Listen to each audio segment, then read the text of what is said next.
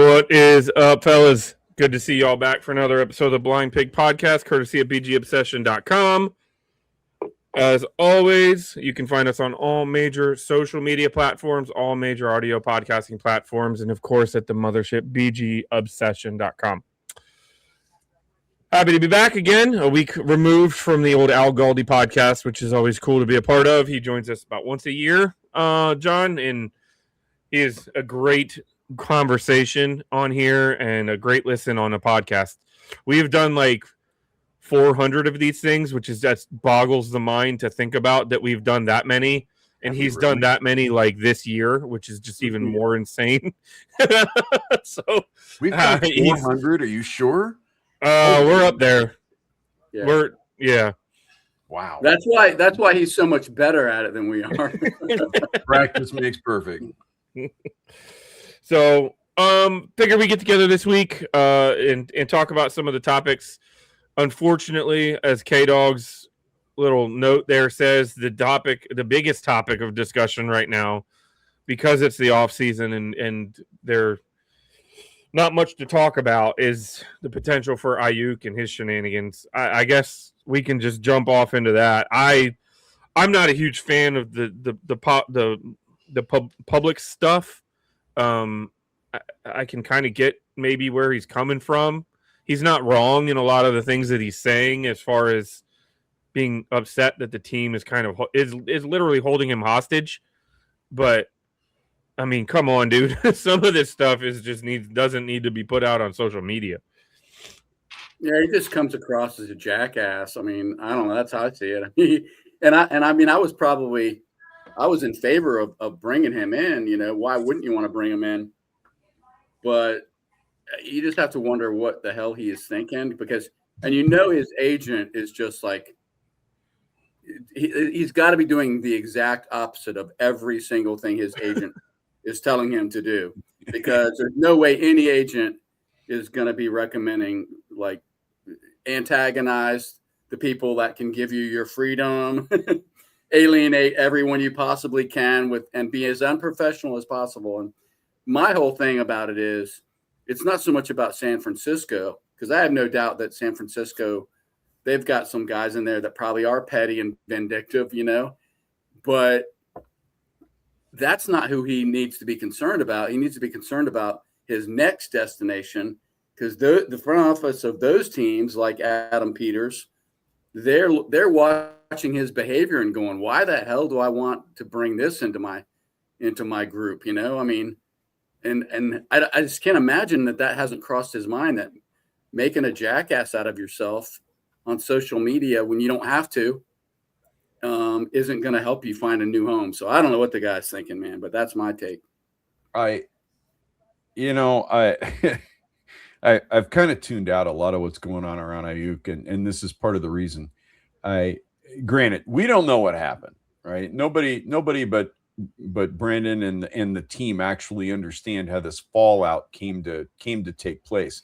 But from the outside looking in, this looks like one of those situations where the high school bully's been picking on somebody for quite a while, and somebody gets pissed off and clocks him, and then the bully's upset that he got punched. From where I sit, AiYUCK, just what we know publicly, AiYUCK didn't do what the team wanted him to do. The team's writing his paycheck, and now he's pissed that the team's retaliated a little bit. Yeah, should they let him go? Probably. I mean, they've made it very clear he's not going to play for him again. I understand what they're trying to, at least I think I understand what they're trying to do. I don't think it has as much to do with draft compensation as people think it does. And I don't think they're trying to get their pound of flesh from AiYUCK. I just think they don't want to have to swallow that contract that they let him sign 3 years ago or 2 years ago or whenever it was. They don't want to eat that thing. And from a financial standpoint, I can understand that. From a business standpoint, my attitude about it is, hey, boys, y'all put it on the table. Now you don't want it. Guess what? That's tough.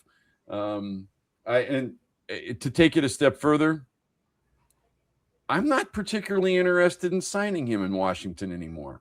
I don't know. I just don't have a great feeling about it for a lot of reasons. But there you go. Yeah, so there's a lot of thoughts that go into Ayuk.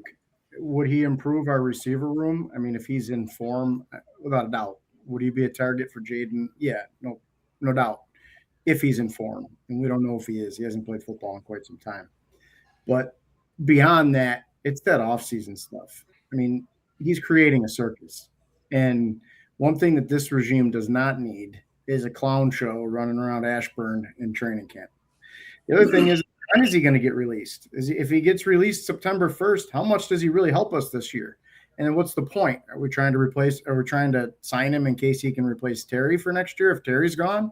I'm not convinced Terry's gone, but I mean, we don't pay big money anymore. I mean, it's just something we're not doing. But maybe. But at the end of the day, there's a receiver out there that's had some legal trouble, but does things the right way on the field that I would rather sign, that there's been no hint that we're interested in Stephon Diggs. Yeah. So to me, it looks like we're either all in on Aiyuk or we're not in on anything. And that scares me a little bit. I don't like all the social media stuff, although I see he's trying to force their hand at this point. I think that's his chess move. I just think it's Bush League.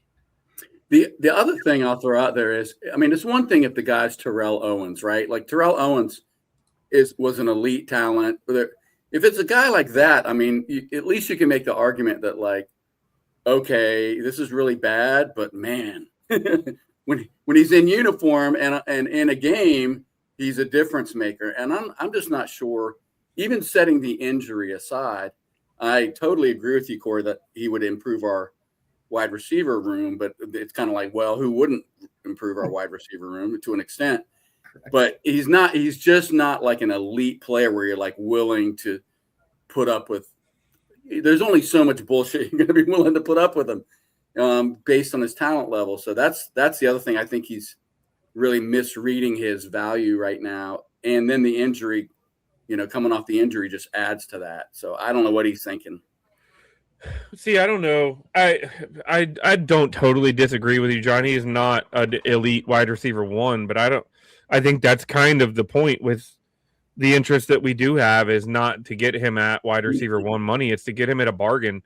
It's to get a guy that's going to be a low cost, high reward type move. You get him on a 2-year deal where he's making $5 million a year, and he comes even close to the level that he was playing when he was in San Francisco. And it's not only is it a bargain, but it changes the dynamic of the offense. Well, you could argue it changes the dynamic of the offense, but I think that's why we're not going to see we have not seen any inclination that we're going to give up draft capital, is because even Adam Peters understands that contract is asinine and he doesn't want to take it on any more than the 49ers do. Yeah. And I've seen so many people suggesting that we just give up the late round pick, get him in here and rework his deal. No, the point of getting AiYUCK is not getting AiYUCK. The point of getting AiYUCK is getting AiYUCK at a bargain, and you pay minimal money for him so that if he can come in and perform, you benefit from it. And if he can't, you walk away from it with no investment, like very little investment. And I'm talking bottom third of the team in annual value, not bottom third wide receiver, bottom third of the team that they're probably going to be willing to pay this guy. So, but you're not wrong. Again, the antics are like not what you want to see. We've watched them say this guy's got the commander stamp or whatever that cliche was, and high character guys, and it would appear that that's what they're doing. And I think he's talking his way himself way out of that bubble. I don't know that they're going to want to continue to deal with it, and they have proven that they don't want to deal with it. And then to do it at a premium cost, they're not going to want to do that. Go ahead. I don't love that he used the Commanders. That he's using us in all of his messaging, and I got to be honest with you, that rubs me wrong too, because the rumor is he's coming to us. Everybody knows it, but he's not a Commander yet, and him using us as part of his little game. If I was Adam Peters, that would rub me the wrong way. You're not here. I'm really not supposed to be having conversations with you. yet you're posting all this stuff about Commanders and wearing Commanders gear. And to me, that is a total. If I'm Adam Peters, I'm looking at that going, listen, I don't care. This dude cannot come here. This is a problem waiting to happen. Have you guys ever had a friend who, when you were with them, they were your best buddy and everything, but they trashed everyone else who didn't happen to be there at the time? Like they gutted all the other guys that you hang out with on a normal basis. And I have had that kind of friend. And then I'm like thinking to myself, what the hell is he saying about me when I'm the one that's not there and the other guys are around? You know what I mean? And I say that because Adam Peters has to be thinking about that because, John Lynch and Kyle Shanahan, these are like colleagues of his, he has to be thinking, why the hell do I, 2 years from now, he's going to be trashing me to anyone that will listen. And not only are they colleagues, these are guys that mentored him, that he came and worked under. Like, it's not even like, okay, this guy's also a GM of a football. This is literally where I got my education on the NFL, was working with these people. I think Jaden's really smart because I think Jaden's starting to realize I don't want to campaign for this guy and then have him come here and make me look like a total idiot for vouching for the guy and pressing them to bring him. And so the last word I heard from him was like, well, it's not really my role. I mean, he's a good friend and all, but that the football stuff is out of my hands. So I think that's probably for a reason, is he's starting to realize like this might not be the greatest match made in heaven of all time for him to come to DC. But no, I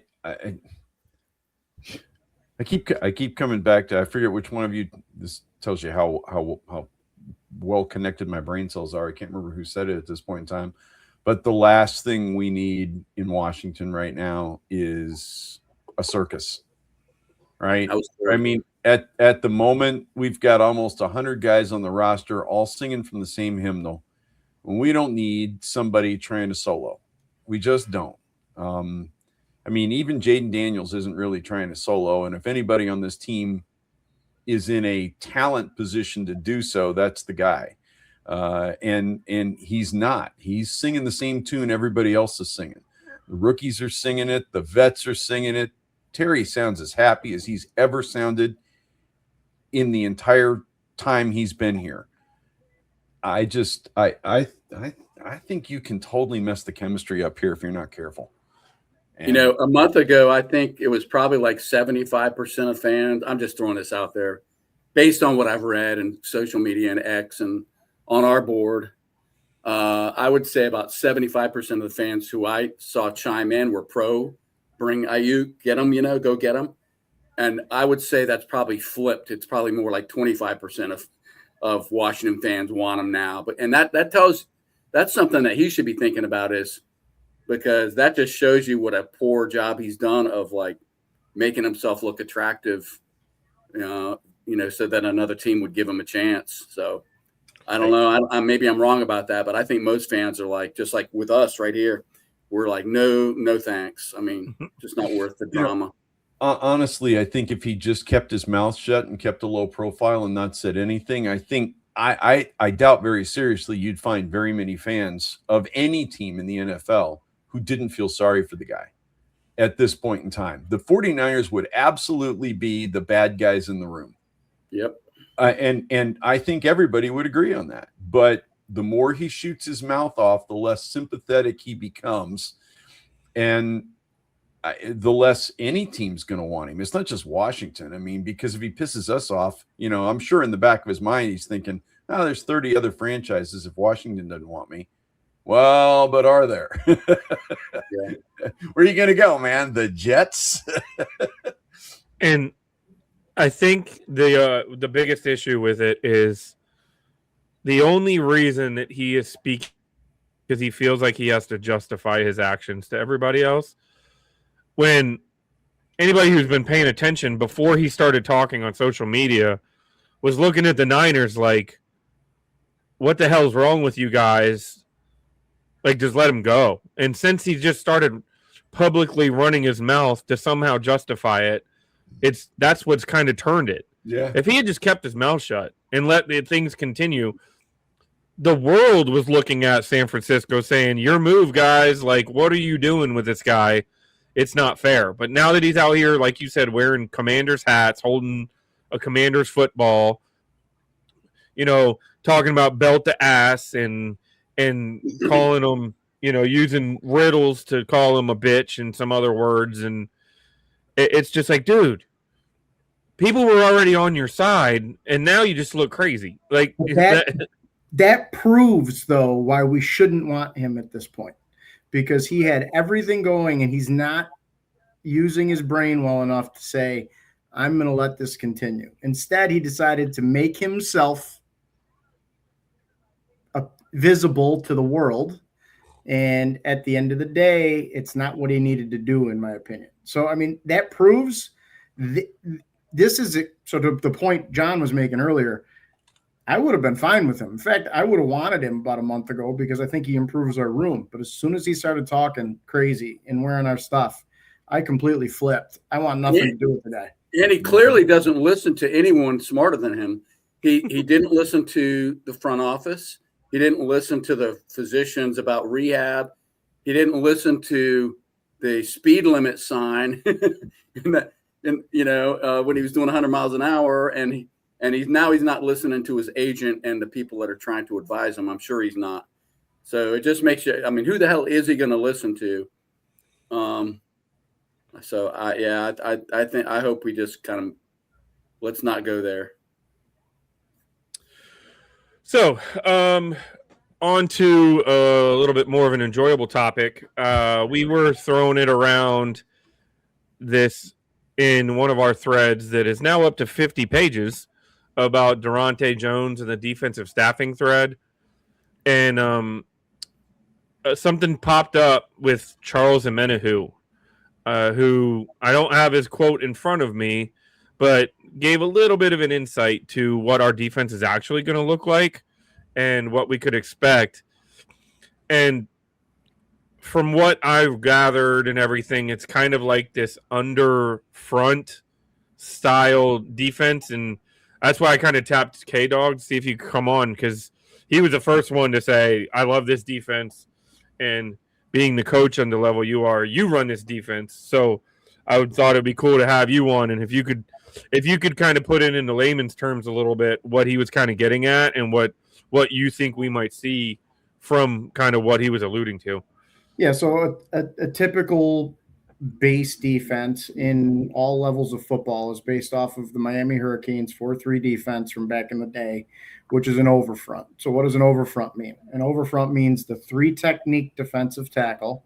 So it's usually your quicker guy. Johnny Newton. He's playing the outside shoulder of the guard, right? So he's offset a little bit.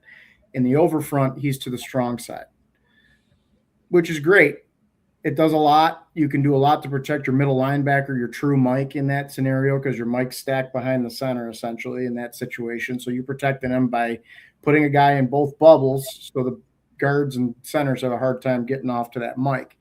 So that's but you're seeing less and less 4-3 defenses now with so much spread out there. So the underfront does the same thing in a different way. First of all, the underfront sets the 2I to the strong side. So the 2I or the 1 is a shade in the A gap, which is between the center and the guard. So if the 2I would be referring to inside shoulder of guard, 1 would be considering on the shoulder of the center. What that does is it keeps your B gap to the strong side where you think the ball is going to go unoccupied, which allows you to get your linebacker downhill in that gap right now. It also forces your center to look to double teaming that 2I. So you got guard center double teaming that defensive tackle, that nose tackle, and you still have that the play side linebacker free to the B gap. Now, eventually they'll double off and scrape and do all that stuff to get to them, but it prevents flow. So you can use that stacked backer, because again, in the 4-3, the true 4-3, he's over the center. In more of the spread defenses, he's lined up more over the guard now. So now you're giving him space, and he can get sideline to sideline easier, and he can get downhill easier. The other thing that I really like about it is the backside. You have one-on-ones because now your three techniques, the backside, there's no center to help block him in that scenario because they got to help on the nose. So you get a one-on-one from the weak side defensive tackle, and you get a one-on-one with the weak side defensive end. The two strong side guys are probably going to face double teams, especially when there's a tight end. That strong end is usually going to be kind of head up on the tight end. So if the tight end's in, you're going to get probably a double team in that scenario. Tight end tackle on the end and guard center on the nose. So now again, you got free side, play side linebacker getting downhill, and you got one-on-ones on the backside. It also allows you to get that overhang defender to the 2I and the strong end. The overhang defender, that's a guy on the outside. He's your edge guy. He's making sure nothing gets outside. If the tight end's got to account for that strong side defensive end, that means that overhang is unblocked, which gives you a lot of extra room to set the edge on that side. So the underfront, to simplify all that, is just a different way against spread offenses to get one-on-one matchups in single gap control, and you can do things from various angles. You can send a blitz and drop somebody else out. It's the best of all the worlds of defenses because you can run it as a 3-front, you can run it as a 4-front, you can do a whole bunch of different stuff out of it, in my opinion. There's a lot of people who disagree with me, but it's the defense that I have come to love for its versatility. You can even bump to more traditional fronts out of it without changing much. So to me, what Durante Jones is going to do for us is really interesting because it's what I have always enjoyed doing. So it's one of those situations where I'm kind of watching this closely too, because I might steal some stuff off Durante when I watch some of the film. So, but yeah, it's basically allows your weak side guys to get one-on-ones too, which is big. So then does it kind of mitigate the need for that? I shouldn't say mitigate, but then does it lessen the need for that dominant presence on the interior? No, because your nose tackle's got to be a dude, man. That guy that's on the strong side with the center and the guard possibly double teaming him on most plays. Mm-hmm. He's got to be a dude. I think that's a role Daron Payne could absolutely excel in for us. He's not going to like it because he's going to get his ass kicked for 80% of the snaps. Yeah, well, I saw someone saying that this scheme isn't kind to interior defensive linemen, and I disagree. It's not kind to nose tackle types. It's more kind to a 3 technique, a guy that's one-on-one on the backside. So that's where like your Johnny Newton will excel on the backside. He'll do well there. That's where Kinlaw will play very well. Kinlaw can play an end too. Daron Payne and Settle are probably going to be the guys taking on a lot of double teams for us, would be my guess. But I think that's okay. And I don't know if Duran's going to like it, but he's probably only here for another year anyways.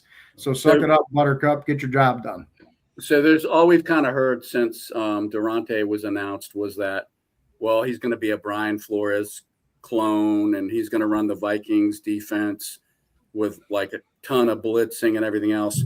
I mean, is the defense that you're describing, does that line up with that idea? Yeah.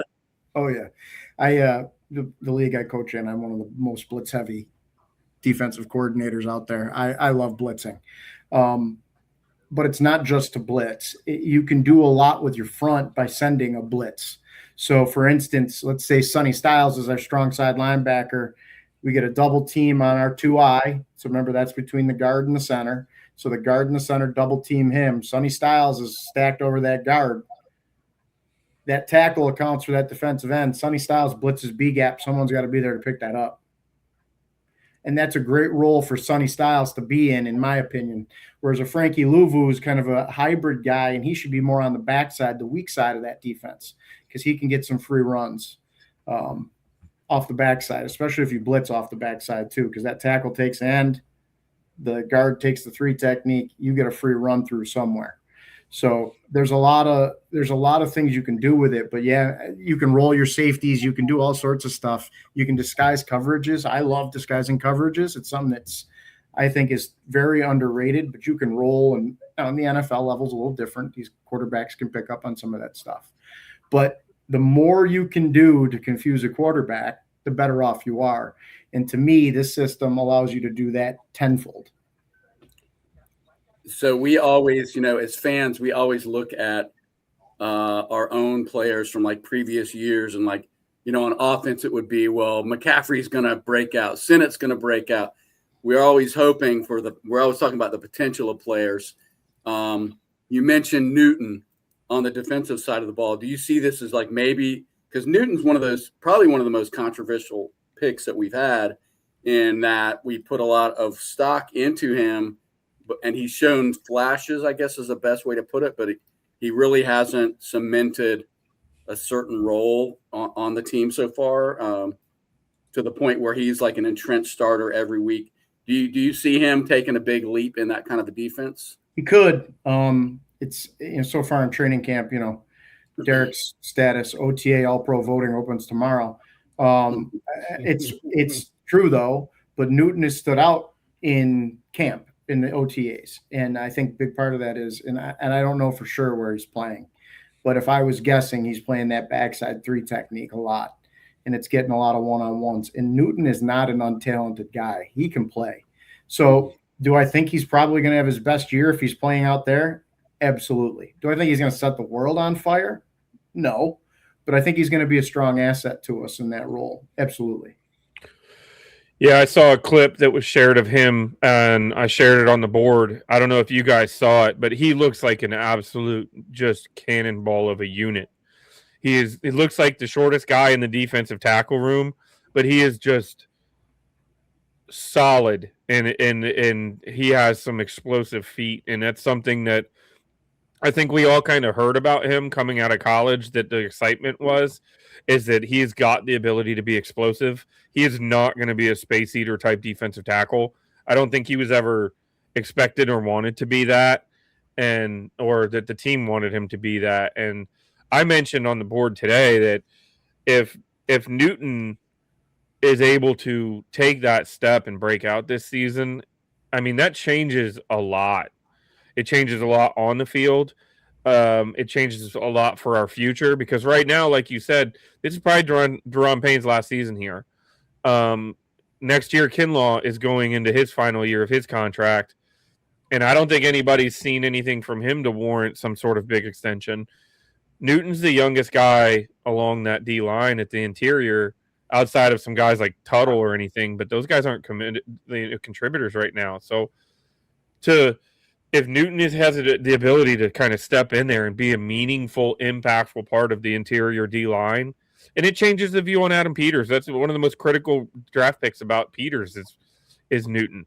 And people said, because at the time we had Allen and Payne, and then they're like, why are we taking this second round defensive tackle when you've got 2 Pro Bowlers? And now both of them are basically on their way out, and it's going to be this guy that's going to be carrying that load of the interior cornerstone. Now, not necessarily to your point that space-eating nose tackle technique, but to have a guy who can be somewhat dominant.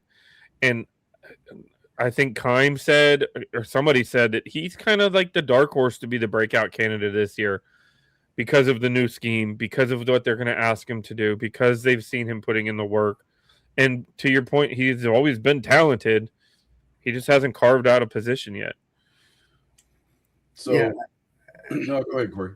So the one thing that I was going to say, the other guy that I think we should talk about possibly being a major difference maker that I think he's talked about, but I think he's under talked about, is Nick Cross.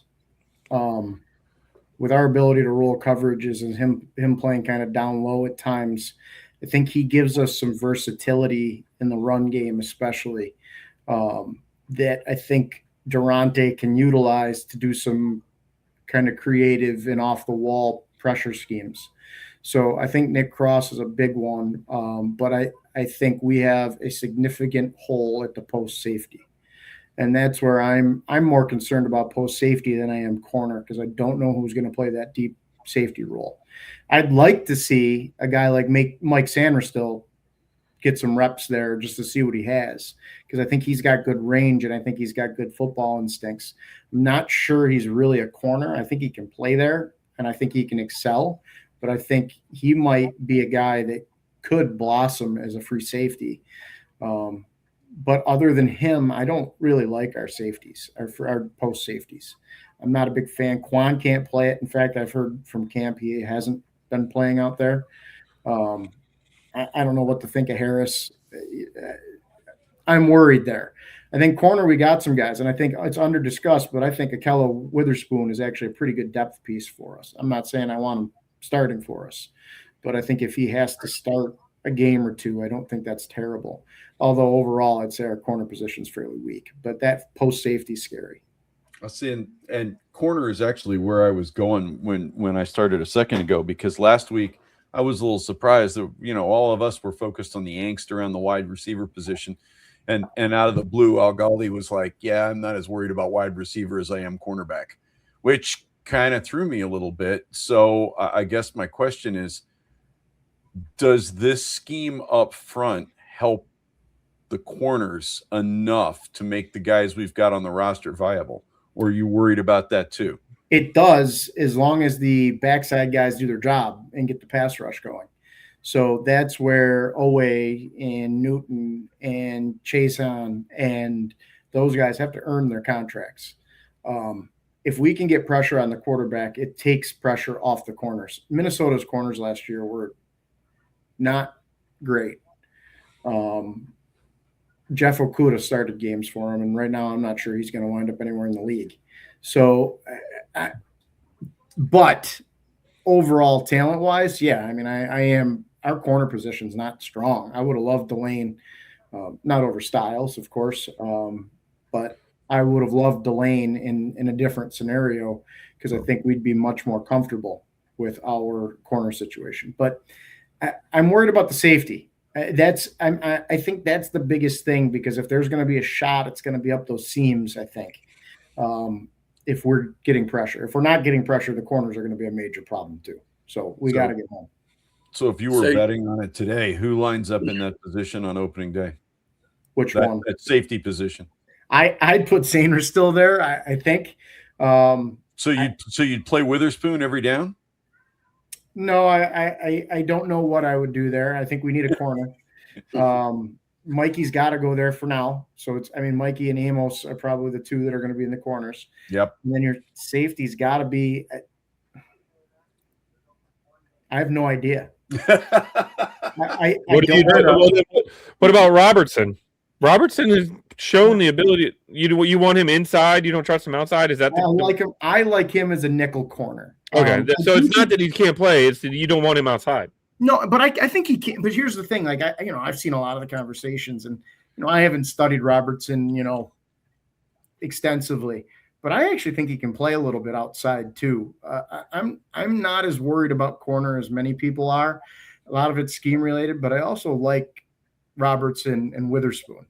But the problem is we do have a secondary weakness, no matter how you slice it. That post safety is where it starts, in my opinion. But then if you want to take somebody that's in that corner room and move them to post safety, well, now we got a giant hole at corner. And I do think you can get away with some lower end talent at corner in what we're trying to do, but you can't get away with guys that are just going to get beat left and right.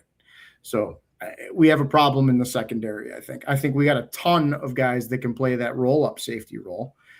Butler, Harris, Cross, all these guys. I'm kind of curious, having all those guys, if Durante has a plan that we just don't see yet. And maybe one of those guys is going to be our post guy, and they'll work out great there. At least that's what I'm hoping, but I don't know that. So I wanted to – you kind of tiptoed around it a little bit, but I wanted to put you on the spot. Other than Okonkwo in free agency, it was all defense pretty much. Who's the guy that's not named Owe at the end of the season that we're all going, holy shit, what a great free agent pickup that guy was. Who's that going to be, if anyone?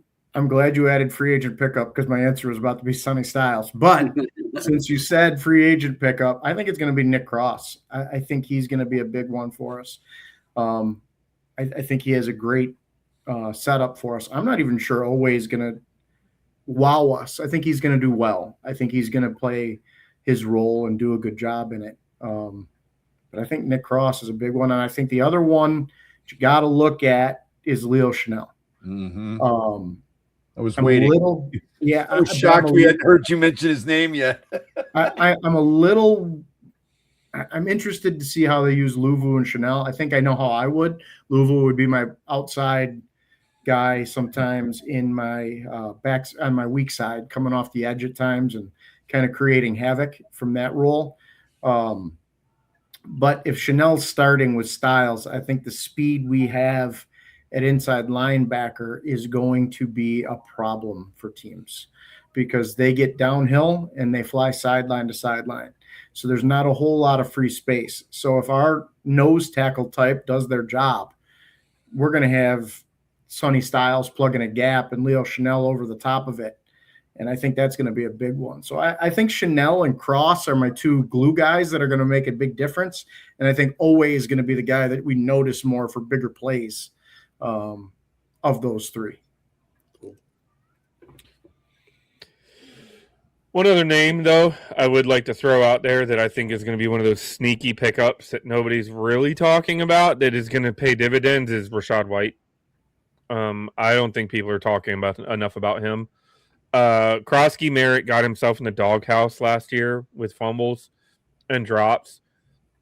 It took him a little while to get back going. He could have had 1,000 yards rushing, but they properly shelved him. And then we drafted the kid out of Penn State, right? Mm-hmm. So outside of that pickup, I mean, Rachaad White could come in here and he could see wide receiver type targets. And, you know, he could be that Debo type. What we wanted Debo Samuel to be, because if you look at them, they are identical in body size, in speed, in everything. So it's like, I wonder if he's going to be that kind of guy that could be that gadget guy, and he could have 50-plus catches, and he could also have, I don't know, average 5 to 6 carries a game and do those, you know, jet sweeps, pitch those reverses and those kind of run off the hip of the tight end and find yourself in the flat or on a wheel route, you know. Sorry, not to hijack your question, John. Well, so talking about White, I think, you know, and you touched on the pass catching, but I think the thing that is under discussed about White is he can pass protect. Yes. I think Krosky Merritt is a very good running back. I don't think he does the other things that you need to do in a modern NFL game well enough to put on the field on a regular basis. I think White and I think Ford do those things. And to an extent, McNichols does too. McNichols was the most well-rounded back we had on our team last year. Wasn't the best runner. He was probably the best receiver, but that was kind of by default. It's why they can't keep him off the roster, and they may not be able to keep him off the roster again. Correct. I mean, correct. Right. So, the odd man out in our running back room right now that doesn't do all of those things is Bill. Krosky Merritt. Yeah. Now, do I think Bill makes the roster? Yeah. I mean, you got to. The potential is so high with him that you got to give him a chance to develop on this team. I would not get rid of him personally. Well, but I don't know that he can take our offense where our offense needs to go if he's the primary back. Hey, I just want to ask for the 14th time in the hope of getting a better answer than I did the 13 times previously. Derek said something that just kind of irritates the shit out of me every time I hear it. Not from Derek, but I've heard it a lot, which is that, like, if what they brought Debo in to do that he couldn't do. What the hell didn't Debo do that they wanted him to do? I thought Debo played really well. We gave up a 5th rounder for the guy. Why the hell? I'm not saying Did he sleep with a coach's wife or Oh, something? why is he not here? Why is he not back? Yeah, I don't understand it. Yeah, I don't have an answer to that question. Somebody help me understand, because I just don't understand. Money. It's got to be if I had to bet on it, John, I'd say it's probably money. Although it might be David Blau and the offense that Blau wants to run. Samuels was a real exciting prospect when Cliff Kingsbury was running things, because Kingsbury's going to throw the ball more than he's going to run the ball. Everybody knows that. I mean, that's like the worst kept secret in the world, right? Not just the league, the world. He's going to throw the football, and Debo gives you gadget plays, and Cliff kind of likes the gadget play thing. I don't know whether Blau's going to be a gadget play guy. I'm sure there'll be some. Let's face it. His mentor, former guy in Detroit, now in Chicago, is very much a gadget play guy. And he's got some people to run the gadget plays, but you've got to have a base offense that people fear before the gadget plays become effective. If you can't run between the tackles, if you can't run outside, if you can't hit out, if you don't have a deep threat, the gadget play doesn't matter. I get what you're saying. I do, but I would just point out he was the most productive player not named Jaden Daniels in 2025. He absolutely was, but I think my guess is the front office is looking at this and going, we didn't bring him in to be the most effective player. We brought him in to be complimentary, and then everybody got hurt. Yeah, well, that's true, but that to me is an argument that he gave you. You asked him to do things that aren't really in his wheelhouse, and he did a pretty good job at them. It wasn't an ideal scenario for him. So I don't want to beat it in the ground. To me seems like a no-brainer. Like, he's got to be one of the top 15 most talented guys on that roster in 2025. So to just let him go after you gave up a draft pick to get him after one season, I don't get. It's right. It's like the Biotic move. I don't get that. I'll never get it, and I'll never get the Debo thing.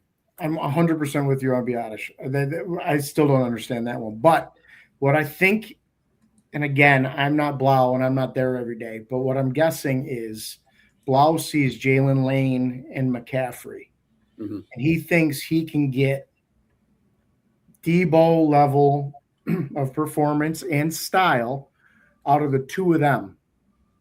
And I think their cost is so much less than what Debo is going to be. And it's we can't keep everybody kind of a thing. So I think because they're younger too. So my guess is Blau's looking at it like it's not necessarily anything against Debo, but I think we can get Debo out of these two and for a fraction of the cost. Now, again, I don't want to say that I know he's thinking that. It's just something. Well, maybe they're finally rebuilding. They finally stopped the nonsense and they're like, we're going to make every decision based on 5 years from now, not this season. Yeah, maybe. Well, and that's another thing, John, that we really haven't touched on in this particular pod, and that's the fact that all we heard in the offseason was younger and faster. And Debo doesn't fit the younger, faster model. Lane, McCaffrey both do. Right? I mean, you look, even most of our free agent signings, we really didn't. Hell, Rashad White's 27, right? He's one of the older guys we signed. He did 4 years in the league. We didn't. It's not like we went out and brought in, 29, 30, 31-year-old guys for the most part. We really didn't this year. And I think maybe it's a case of they looked at the last 2 years and went, we did what we needed to do to create the room we wanted to create and give the younger guys we were bringing in that foundation with guys like Bobby Wagner. I mean, all right, I was not a proponent of bringing Wagner back, but how excited would everybody be about Wagner being in Sonny Styles' ear every single practice?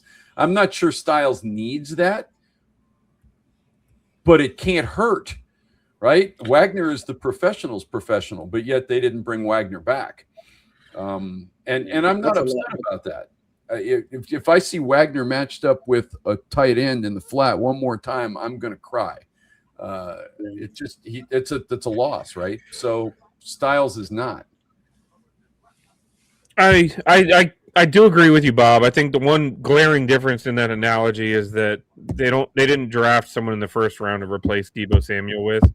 So clearly there's a little bit, but you're not wrong. I'd be all for bringing Deebo back, but at this point, to your, and maybe to K Dog's point, they've drafted Jalen Lane, they've drafted McCaffrey, now they've drafted Antonio Williams. You've got Terry McLaurin on a big deal. Those are 4 guys that this regime has chosen, and then you bring in. You lucked into Treylon Burks. You didn't expect him to be available. He hasn't proven anything yet, but at a minimum, he is the low-risk, high-reward option. You've brought back De'Ami Brown, who is another name that a lot of people really well. That's the one that gets me. Is you're going to bring De'Ami Brown back, but you're going to let Deebo walk?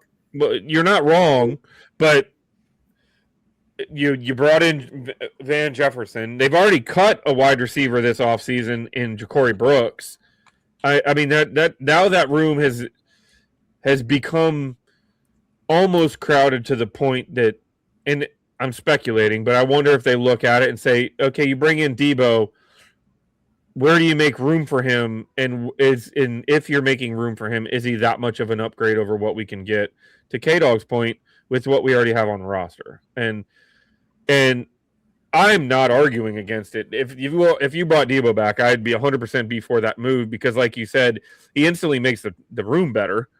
But I'm just trying to put my mind into their head and see what they're thinking. And they're tough decisions, that's the bottom line.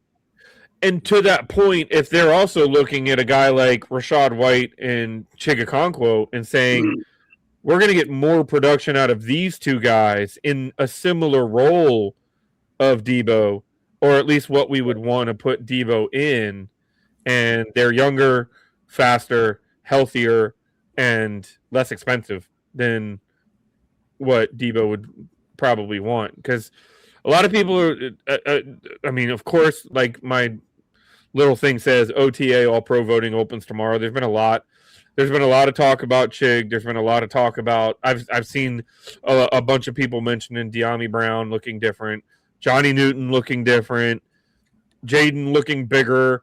A lot of that OTA love. You know what I mean? Those they're smelling the flowers right now because they're going up against guys without pads on. There was a lot of that last year too, though. Did you guys see, Derek? Did you guys see on X?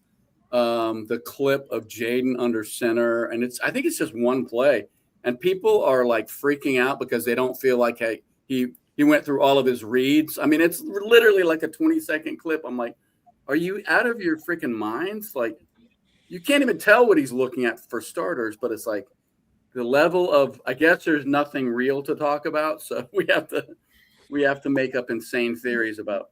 So the only thing that I noticed there is that he may have been hesitant to go to a read, but to me, I don't think it was that. I think he was kind of looking off the coverage a little bit to see what was going on that side of the field. It's funny because I saw the tweet and he said, I don't think everybody else is going to see this. And the first thing I thought he was talking about was how stiff Jaden's neck was when he was going side to side, because Jaden didn't move his neck all the way around. So I'm like, because my first thing is why is he so tight? But I didn't view that as a problem. I'm just like, that's different for him because he's usually so fluid. And then I watched it again and I'm like, I think he's talking about that little hesitation look on the back side of the play, but that could be an issue. But how the heck do you figure that out in the 7-second clip they posted? You can't. I mean, there's so much in the background that you don't know. And that guy they posted it is a pretty good quarterback coach. But remember, coaches are sometimes going to say things to get new clients. So don't put that past it being a business move to post that either. Mm-hmm. I broke that down on the board frame by frame. And it was like you could see he went from looking straight down the field to looking left, and you can see his eyes, to looking back to the right, and then back exaggerated left before it ticked from 1 second to 2 seconds in that clip.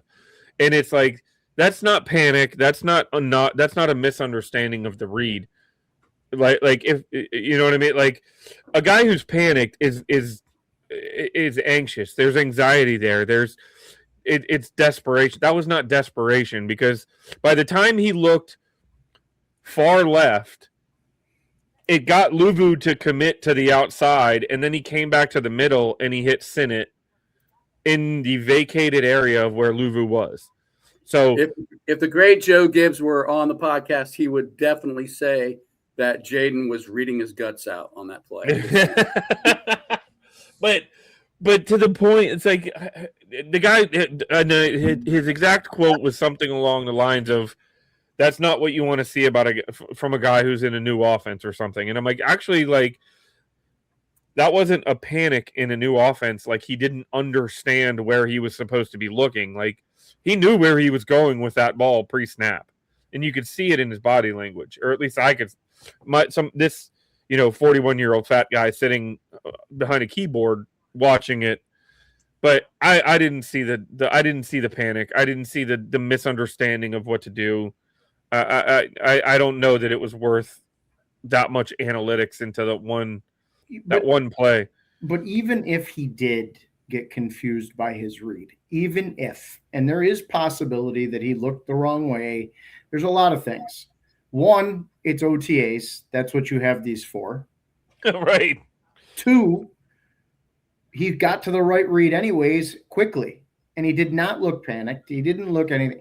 I mean, I get what the guy's saying. You don't want to have that double look. It kind of throws your vision off.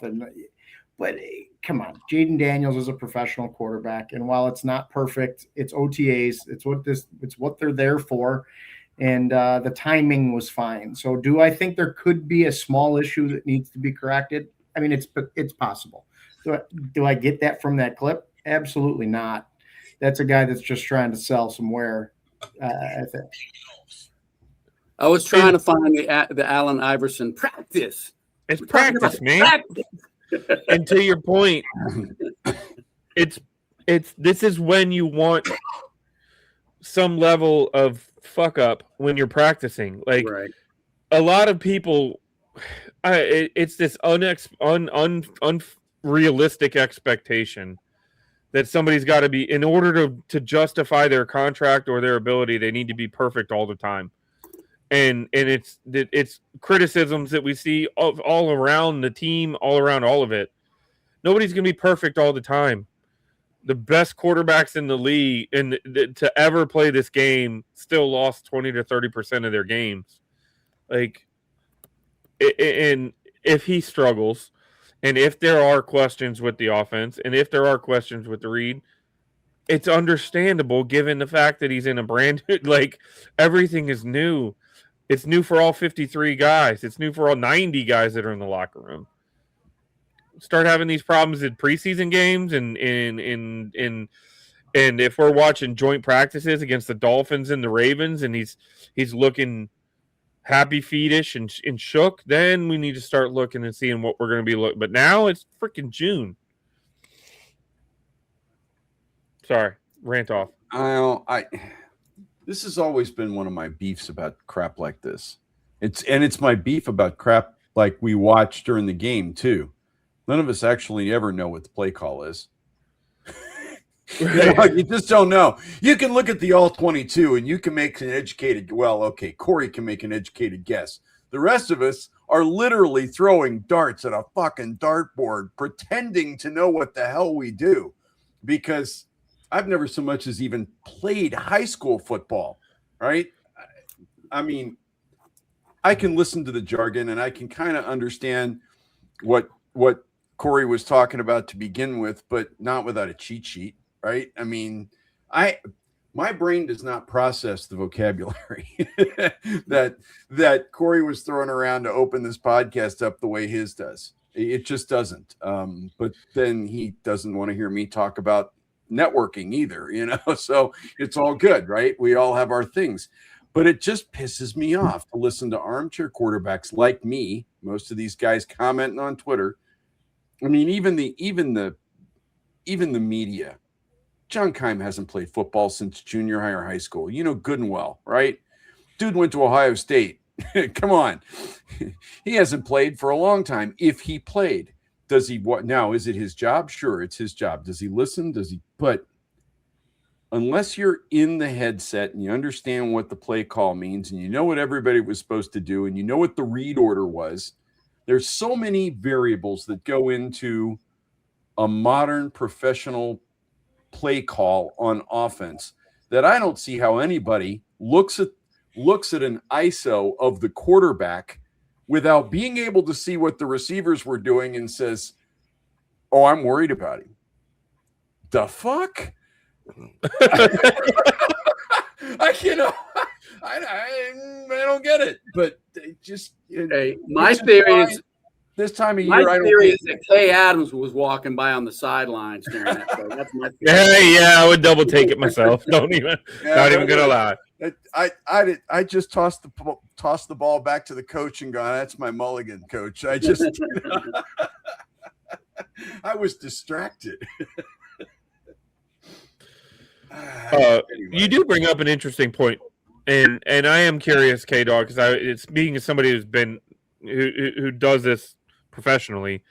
How often do you call in a play, or does the offense call in a play, and within that play call, the coach say, "Fuck what we practiced.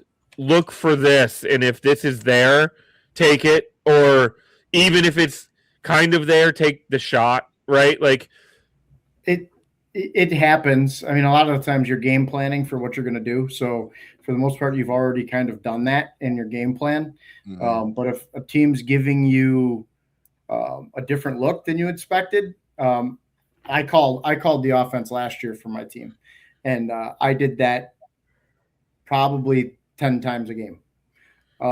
Like, hey, we're running this play, but hey, on this play, I want the slot to go vertical because their safety's flying over the other way to the other receiver. If we can hit that slot up the seam, we got a touchdown.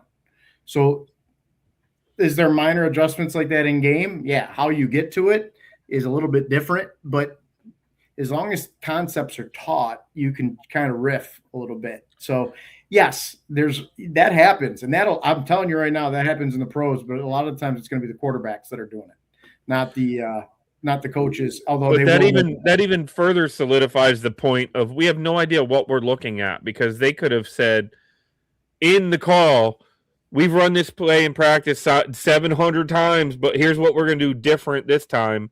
And then they take a shot and it looks completely discombobulated.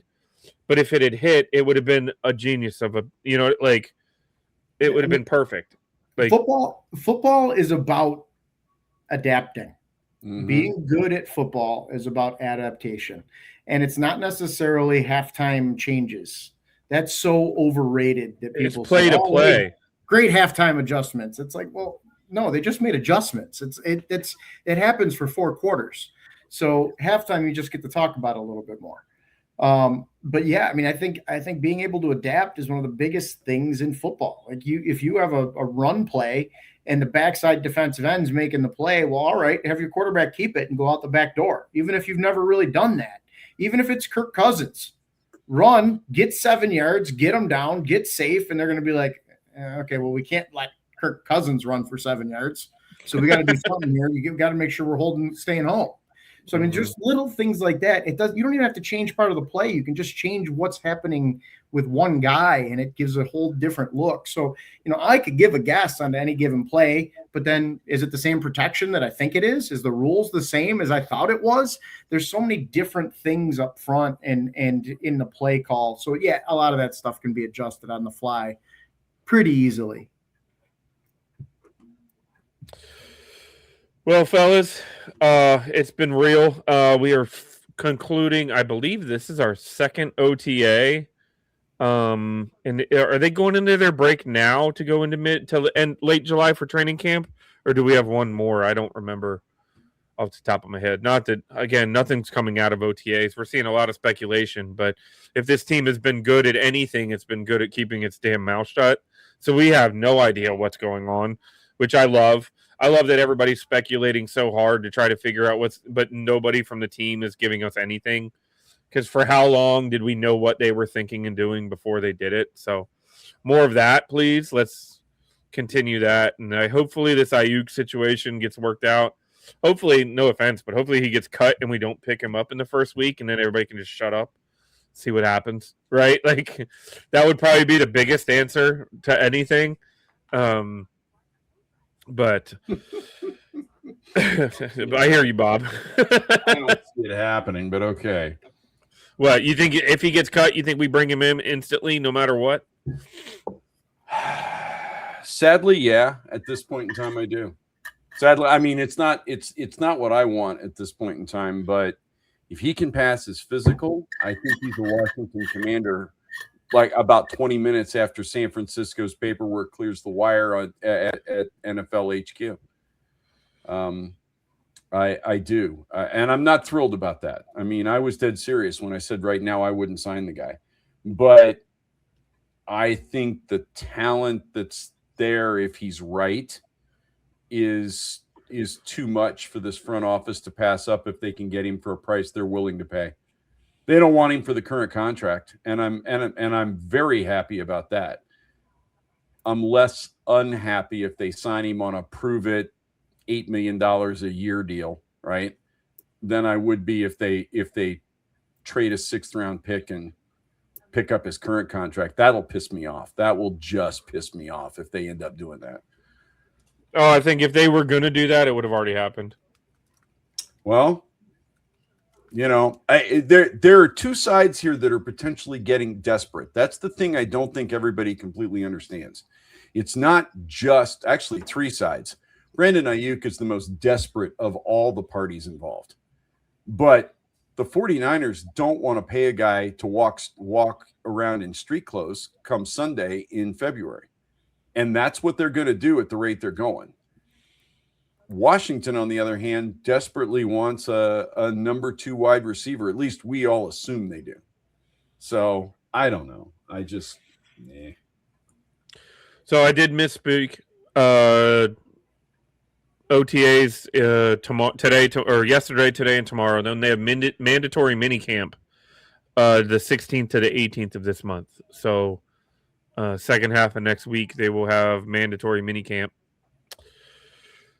So they'll be back, and then I think they break into the actual break in leading into training camp in the end of July. So it'll get quiet again. So there's going to be more conversations about, the next guy they should sign, even though nothing has happened since the last time they were on the field. Well, boys, as always, it's been a pleasure. As we're wrapping up, a little short nod to the DC Defenders, who are going to be playing in the championship for their league on their home field, by the way. To repeat. Trying to repeat. Yeah, crazy enough, they went 5-5 this year because their starting quarterback, Jordan Ta'amu, who spent a cup of coffee on our team, tore his knee up halfway through the season, and they've had to scrap and kind of piecemeal things back together. But they have found their way back into their championship game. And then starting tomorrow, I'm sure Bob is just waiting pantsless that the World Cup's going to kick off. So things are going to get pantsless, but things are going to get interesting here soon with all of that. US plays Paraguay Friday at 9 p.m. I believe that's correct. Yeah, I think that's right. There will very shortly be a TV back here on the desk. I may mount one above my rig here, and during the workday when soccer is on, there will be soccer on in Bob's office. It doesn't take the place of Commanders football, but when there is no Commanders football for me to watch, it's the World Cup, man. It is absolutely the World Cup. So there you go. No, I'm excited. I'm not a big soccer guy, but now I've recently taken a job working remotely, so it will be on the majority of the time, just because it is a spectacle. It's kind of one of those things to pay attention to, and you do get a different grasp of the game when you're watching the world stage. So it is cool to enjoy and watch. Well, Derek, as we close, I just want to say anyone that's suffering out there or has like hardships in their life or going through hard things, just remember that Dan Snyder is doesn't own the team anymore of the Washington franchise. So you can always take heart in that. That's right. Well, boys, if you made it this far, boys and girls, if you've made it this far, we owe you a beer. Thank you very much. You can find us on all major audio podcasting platforms, all major social media platforms, and at the mothership, bgobsession.com. Totally free, totally fun. Have fun. Just make sure you don't two-way block anybody, because then you delete everything for the entire board, and then nobody's going to have fun with that. So we appreciate you, boys. And with that, the pigs are out.